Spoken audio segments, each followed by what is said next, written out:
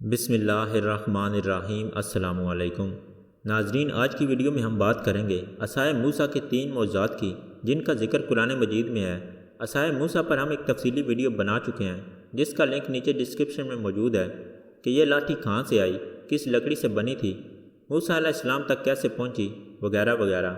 چلیے چلتے ہیں ان معجزات کی طرف جن کا ذکر قرآن مجید میں کیا گیا ہے۔ عصا اژدہا بن گیا۔ حضرت موسیٰ علیہ السلام فرعون کے دربار میں ہدایت فرمانے کی غرض سے تشریف لے گئے اور اس نے آپ کو جادوگر کہہ کر جھٹلایا، تو آپ کے اس عصا کے ذریعے بڑے بڑے معجزات کا ظہور شروع ہو گیا۔ اس کا واقعہ یہ ہے کہ فرعون نے ایک میلہ لگوایا اور اپنی پوری سلطنت کے جادوگروں کو جمع کر کے حضرت موسیٰ علیہ السلام کو شکست دینے کے لیے مقابلہ پر لگا دیا۔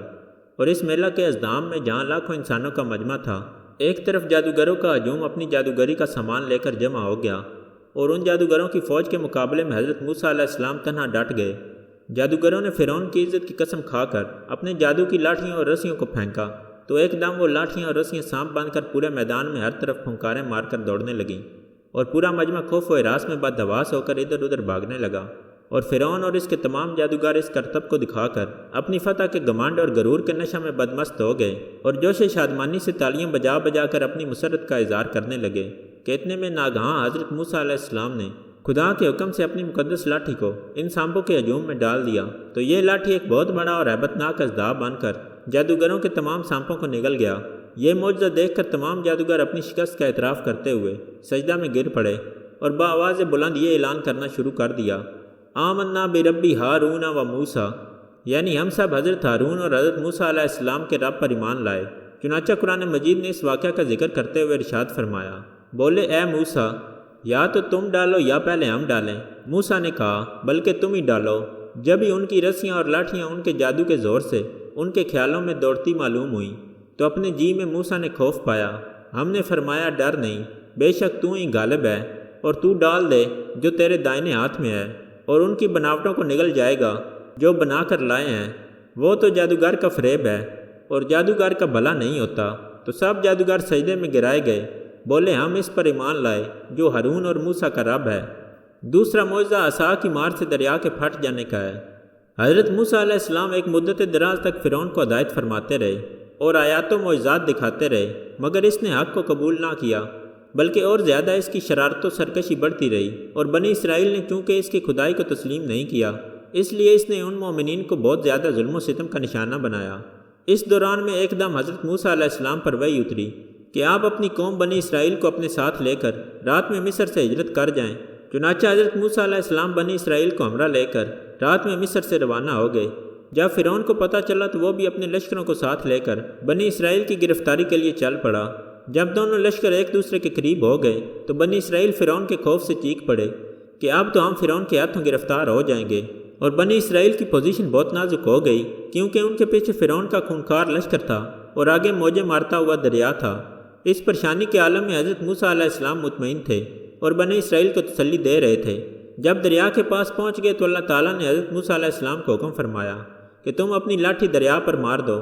چنانچہ جو ہی آپ نے دریا پر لاٹھی ماری تو فوراً ہی دریا میں 12 سڑکیں بن گئیں اور بنی اسرائیل ان سڑکوں پر چل کر سلامتی کے ساتھ دریا سے پار نکل گئے۔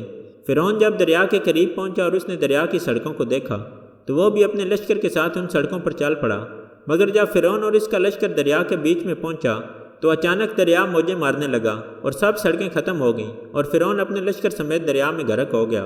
اس واقعہ کو قرآن مجید نے اس طرح بیان فرمایا، پھر جب آمنا سامنا ہوا دونوں گروہوں کا، موسیٰ والوں نے کہا ہم کو انہوں نے آ لیا۔ موسیٰ نے فرمایا یوں نہیں، بے شک میرا رب میرے ساتھ ہے، وہ مجھے اب راہ دیتا ہے۔ تو ہم نے موسیٰ کو وحی فرمائی کہ دریا پر اپنا عصا مار، تو جب ہی دریا پھٹ گیا تو ہر حصہ ہو گیا جیسے بڑا پہاڑ، اور وہاں قریب لائے ہم دوسروں کو، اور ہم نے بچا لیا موسیٰ اور ان کے سب ساتھ والوں کو، پھر دوسروں کو ڈبو دیا۔ بے شک اس میں ضرور نشانی ہے، اور ان میں اکثر مسلمان نہ تھے۔ تیسرا معجزہ عصا مارنے سے چشمے جاری ہونے کا ہے۔ بنی اسرائیل کا اصل وطن ملک شام تھا، لیکن حضرت یوسف علیہ السلام کے دور حکومت میں یہ لوگ مصر میں آ کر آباد ہو گئے، اور ملک شام پر قوم عمالقہ کا تسلط اور قبضہ ہو گیا جو بدترین قسم کے کفار تھے۔ جب فرعون دریائے نیل میں غرق ہو گیا اور حضرت موسیٰ علیہ السلام کو فرعون کے خطرات سے اطمینان ہو گیا تو اللہ تعالیٰ نے حکم دیا کہ قوم عمالقہ سے جہاد کر کے ملک شام کو ان کے قبضہ و تسلط سے آزاد کرائیں۔ چنانچہ آپ 6 لاکھ بنی اسرائیل کی فوج لے کر جہاد کے لیے روانہ ہو گئے، مگر ملک شام کی حدود میں پہنچ کر بنی اسرائیل پر قوم عمالقہ کا ایسا خوف طاری ہو گیا کہ بنی اسرائیل ہمت ہار گئے اور جہاد سے منہ پھیر لیا۔ اس نافرمانی پر اللہ تعالیٰ نے بنی اسرائیل کو یہ سزا دی کہ یہ لوگ 40 برس تک میدان طیہ میں بھٹکتے اور گھومتے پھرے اور اس میدان سے باہر نہ نکل سکے۔ حضرت موسیٰ علیہ السلام بھی ان لوگوں کے ساتھ میدان طیہ میں تشریف فرما تھے۔ جب بنی اسرائیل اس بے آب و گیا میدان میں بھوک و پیاس کی شدت سے بے قرار ہو گئے تو اللہ تعالیٰ نے حضرت موسیٰ علیہ السلام کی دعا سے ان لوگوں کے کھانے کے لیے من و سلوہ آسمان سے اتارا۔ من شہد کی طرح ایک قسم کا حلوہ تھا اور سلوہ بھنی ہوئی بٹیریں تھیں۔ کھانے کے بعد جب یہ لوگ پیاس سے بےتاب ہونے لگے اور پانی مانگنے لگے تو حضرت موسیٰ علیہ السلام نے پتھر پر اپنا عصا مار دیا تو اس پتھر میں 12 چشمے پھوٹ کر بہنے لگے اور بنی اسرائیل کے 12 خاندان اپنے اپنے ایک چشمے سے پانی لے کر خود بھی پینے لگے اور اپنے جانوروں کو بھی پلانے لگے، اور پورے 40 برس تک یہ سلسلہ جاری رہا۔ یہ حضرت موسیٰ علیہ السلام کا معجزہ تھا جو عصا اور پتھر کے ذریعے ظہور میں آیا۔ قرآن مجید نے اس واقعہ اور معجزہ کا بیان کرتے ہوئے ارشاد فرمایا، اور جب موسیٰ نے اپنی قوم کے لیے پانی مانگا تو ہم نے فرمایا اس پتھر پر اپنا عصا مارو، فوراً اس میں سے 12 چشمے بہہ نکلے۔ ہر گروہ نے اپنا گھاٹ پہچان لیا۔ موسیٰ علیہ السلام نے جس پتھر پر اپنا عصا مارا یہ بھی ایک معجزاتی پتھر تھا۔ اس پتھر کا تفصیلی ذکر ہماری اگلی ویڈیو میں کیا گیا ہے۔ اللہ رب العزت سے دعا ہے کہ ہمیں قرآن مجید سمجھنے کی اور اس پر عمل کرنے کی توفیق عطا فرمائے۔ آمین ثم آمین یا رب العالمین۔